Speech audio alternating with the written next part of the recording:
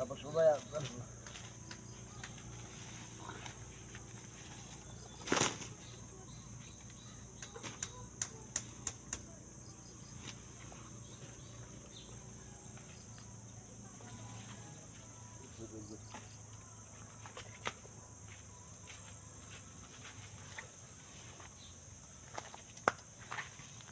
Diyos ko, sukal na.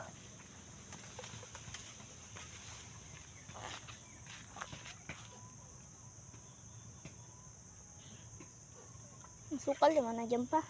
Sige, talon.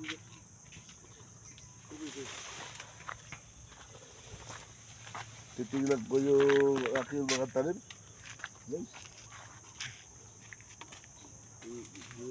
Dikita ko.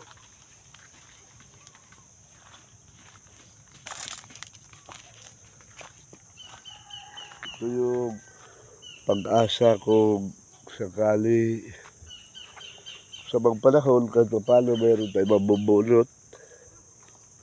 Sayang na tumba yung papaya.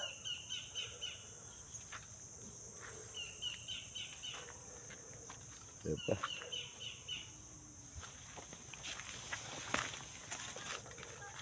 Medyo may gamit tayo para pag bagong taon. Siyempre may mag-alaga tayo. Ito pang sahog. Kung di makakalaot, may magugulay tayo. May mga gulay dyan. Ito ay kukunin natin ito guys. Kasi pantanim ko doon sa kabila.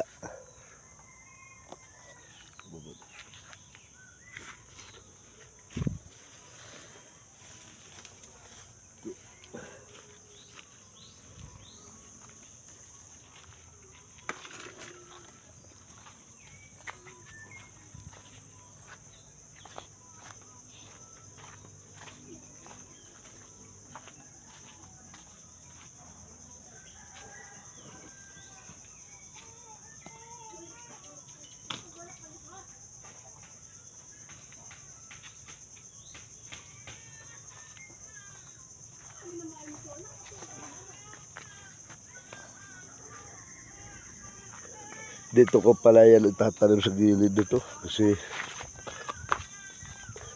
dyan ko itatanim yan sa gilid papunta roon para yung makikita ng tao ay papapakinabangan lang, hindi lang damo.